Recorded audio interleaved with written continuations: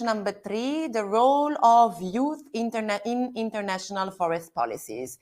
So now we have a very old friend, in a sense that is a very well-known IFSA ex-president and UNFF subcommission president. Here with us is Jessie McHoney. Welcome. Actually, the Consular of Agriculture at the Embassy of Australia in Washington, D.C. Hi, Jessie. Very nice to see you again. I see you. Good morning. Good morning, good afternoon, good evening, everybody. So, Jessie, I know that you got prepared for us a very nice keynote, so I'm not going to use more words. I give you your fantastic 10 minutes, so you can go now. Thank you. Thanks, Sylvia. It's great to see you, and it's great to see so many people online and engaged in this policy forum. It's a real pleasure to be here, and it's been really helpful for me personally. It's been a great opportunity to reflect on my pathway to where I've gotten, and really reflect on the questions that I myself had to answer as I was trying to get here. So I'm going to basically speak around those. So I guess the point is more around what your role is why you as a young person want to be involved in international forest policy. What is your value proposition? Why do you care? Why will people listen? And how do you do it? Well, I guess the first one is quite easy. The value proposition for youth is simple. We need to celebrate the potential and the power of young people to shape the future of our interconnected world. Over half the world's global population is under the age of 30, and young people are being called upon really for the first time in forever to really find solutions to some of the globe's toughest challenges, because the reality is you're going to live through them. I'll live through them. It's a burden we'll all have to bear, but you're all being asked for solutions. You're often at the forefront of advocating for change in society. You're seen as the light forward of progression, whether it's human rights, technology, environment, climate change. And you're the core group that develops and adopts disruptive technologies or solutions. But generally speaking, I think it's fair to say that youth have had very little voice in the international and domestic policy making areas, despite the growing significance of your demographic. That said, my theory is that in forest policy circles, youth are actually quite well empowered. And you're already seeing some fruits of your labour, being actively empowered, not only to just simply join, but to actively participate and take a stand and deliver change. You might think, how can that be? I don't see it in other bodies. Maybe I'm crazy, but I'll come to that shortly. So I've been around the traps here for the better part of 8 years, initially through IFSA and the Major Group for Children and Youth in the UN system. Which through these I participated in youth policy processes in these organisations within IFSA itself, and was able to represent IFSA and youth at large in the UN Forum on Forests, in the ECOSOC Youth Policy Forum, a whole range of things like that. And more recently, I've been able to take that on a further trajectory through a government career where I've been a relatively young person in government circles of policymakers who have been involved for 20, 30, 40 years. So often the youngest person in the room. In fact, I think I was the youngest delegate at the recent International Tropical Timber Council session, where I was the chair, just signifying that we need young people in the room because we're not necessarily getting the transition of policymakers. But throughout all of that, I can say without a shadow of a doubt that I wouldn't be here today without the opportunities and the empowerment that IFSA afforded to see people around me who I could learn off. But it was actually through IFSA that I was able to answer my why, and I can recall exactly the moment that happened as to why I was getting involved. And it was through a really powerful speech by a fellow IFSA president. This was actually the year before she became president. and she was a speaker for you yesterday, Selena Abraham, where I think it was in 2017 or 18, she delivered a very powerful speech at the UN ECOSOC Youth Policy Forum, where she urged for youth empowerment and transformational change. But it wasn't that resonated with me. I'd heard that a lot and often. But it was actually her checking her privilege and acknowledging her privilege by being there that was really illuminating to me. Despite her heritage and her gender, she was saying she was privileged. And I guess what was my excuse as a white male from a developed country? What was I doing there? I was in a position of privilege, and with that comes pressure. Pressure to support and empower the people whose voices are needed the most. So it forced me to ask that question of what was I doing in policy, particularly in international context, because I was fortunate enough to be serving in dual roles of both IFSA and government. That was really easy to answer in that because I wanted to make a difference and I had a starting platform to make a change. So I had the knowledge and I had the networks to get there, but it meant I also had the knowledge and the networks to support the peers around me. And I think that that's the most important part, is that if you're in a position of influence, that you can support those around you, because generally they've got better ideas than you. But at the age of 27, that was a big turning point for me. And I was always worried that people weren't taking me seriously, or at that age, generally, you're not being taken seriously or you don't have any influence. And while sometimes that was true, I needed to get more runs on the board to get more experience. Other times it couldn't really be further from the truth, as I had peers and leaders who were giving me trust and a platform in which to make a difference. So my first real shot came at the UNFF in 2018, where I was empowered to lead an idea that was jointly developed by the governments of Canada and Australia. Just an idea at this stage to develop a flagship publication. It wasn't really a novel idea. Organisations are supposed to report on their progress towards their ambitions, but for whatever reason, the UN Forum on Forests had never taken an approach like this. It collected a lot of data around forests and forest people from countries, but it never did anything with that information. It sat on their website. So I was given a chance by my internal leaders within my government who were saying, this is a great idea, but I don't have the time to do it. You do it. But I was also empowered by Canadians, by the Canadian government, which I was very fortunate for. And that was on the basis that I built trust with them over 1 to 2 years of engagement with them consistently to show my value. And the benefit of all of this was that I was able to run a sideline workshop at the session. I got 30 countries involved, developed a roadmap for the project, and ultimately that was adopted, and the UNFF released its Global Forest Report in 2021, the first of its kind, and really an opportunity for the organisation to take stock of how successful or not it's been. In introducing the idea of transparency and ambition, like shock horror, that shouldn't be what it's aspiring to do, but sometimes that's the change that youth need to bring: transparency and ambition. The reason this worked wasn't because of who I was or where I was from, albeit the former perhaps helped in the context that I built a foundation of trust, but principally it was because I'd come up with an idea of a pathway to success, and it wasn't simply a request to do something. It was a call to action with a simple solution attached. And this is where I returned to my belief that youth have a platform in the international forest policy arena of the UN, FAO, ITTO to really engage meaningfully. In these forums, I see a call to action for ideas and solutions from youth.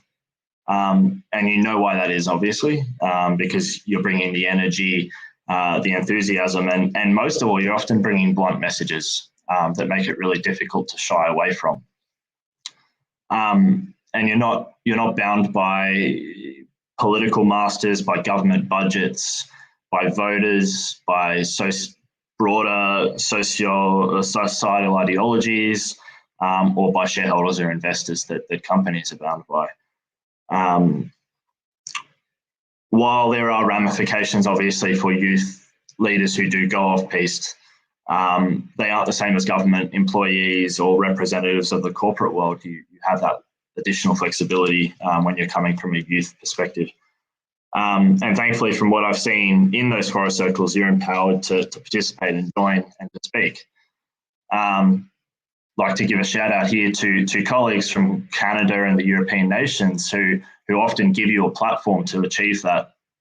I see government delegations inviting youth delegates into the fold that allow them to shadow their experts, learn from experienced officers, and to see how we approach and work through wicked policy problems, and how we analyse the issue before shifting our focus to finding the solutions we need. So you might ask, how did these youth delegates over the years get access to these opportunities? Well, it's pretty simple. Send an email, pick up the phone to your local government forest policy agency, and ask them, how can I get involved? I work with IFSA, or I work with this other group. I want to hear what your perspectives are, and I want to get involved. It's often as simple as making that outreach. But it's not just being engaged in that way to absorb and your flexibility in what you can give in your interventions, but it's the solutions that are the real value add for youth. And I'll try and move through this really quickly to wrap up. Because when I speak to youth delegates at these meetings, this is always a point, and I'm sure there's many of you listening in here. I've said it to a number of you. What you need to bring when you get to these organisations is tangible solutions. It can't just be, here's the problem. You also need a solution. This isn't easy to say, and maybe I'm going a bit off piste here myself, but perhaps the easiest thing for a policy expert from government or even the corporate world to do when they hear about a problem is to do nothing at all. But the second easiest thing that they can do is they can take a package solution and adopt it.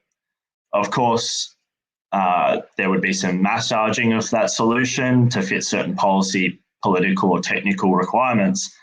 But the crux is that concrete solutions, tangible outcomes, is how you will drive change. And that is what I believe to be the role of the youth, the thought leaders, when engaging in international forest policy, is bring the passion for change, bring the energy, but bring solutions, bring the solutions that we can roll out. And I suggest that it's really important for you to approach your governments, your local NGOs, and find a way to pitch a story and the opportunity. But you need to do it before meetings. Decisions in government take a long time. So you can't engage 2 weeks before, you can't engage 1 month before. You really need to plan months out, perhaps a year out, about what your strategy is and what you wish to achieve and the solutions that you're going to give them, cookie cutter solutions. It's that early engagement with a problem and a solution that is your best bet for gaining traction, credibility, and the partners that you need to get it off the ground. Before you get to that meeting or before you get to that workshop, you need to socialise. And that's what we do in the government world. We will find a problem and we'll work for months before we get there on how we want the solution to play out. And you have that opportunity there. My last comment that I'll leave with you today is that you always need to be adaptable to change.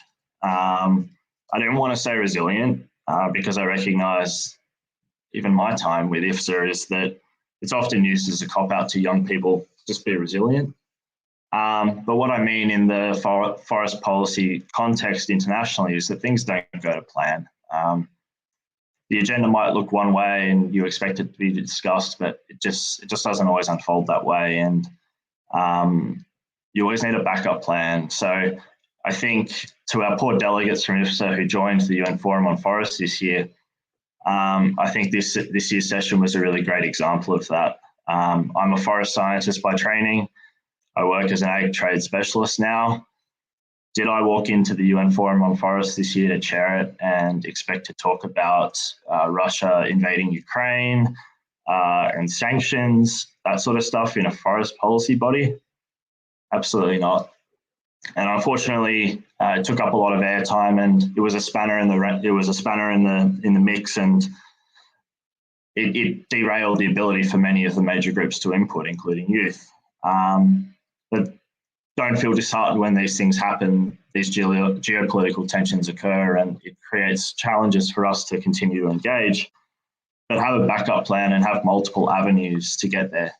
Because if it doesn't work in that session, it might work by going to the next body that comes along, or to work with government leaders intersessionally. So always have a backup plan, because we need you there. And just because you didn't get your chance to say that comment on the stage at the time doesn't mean we don't want to hear it. So it's fair to say that's where I'm at. I've answered all of those questions that I thought I should. The reality is here, you'll have the drive, you'll have the ambition, and you'll have the creativity to push through the noise that you find in the system, and we need you there. We need your ambition, but we need your solution. So always come prepared with a cookie cutter solution that we can employ. Thank you. You're on mute there, Sylvia. Sometimes, because Simone next to me is bored to hear with me, so it muted me. Jesse, wow, thanks. That was very inspiring. I mean, you guided us through your recent career development from IFSEN to your actual position, and you highlighted to us that we are the youth, and we need actually to drive transnational change. We need youth empowerment. We need to come up with a concrete or a call to action with concrete and tangible solution, and we need also to be adaptable to change. Those are essential keywords for us, and I think also these insightful keywords will take it up in the next session. But we do have a very little time for a short Q&A, Jesse. So the question I'm posing to you now, I give you, and I promise you, 3 minutes. So I'm sure you will make it, because you're trained as well for that. No, please, let's try to be short here, because I know colleagues that our next speakers are waiting, and the agenda is quite packed. So here is the question for you, Jesse, and from the online audience that thanks also for posing this. So for you, what are the biggest difference that you have seen between youth delegate, part of, for example, of the governmental team, for example, the one from Canada that you just mentioned to us, and the youth delegate, like the IFSA delegation themselves? So what are the differences that we can notice that in these cases? Thanks. The biggest difference between government delegates and youth delegates that aren't representing a government.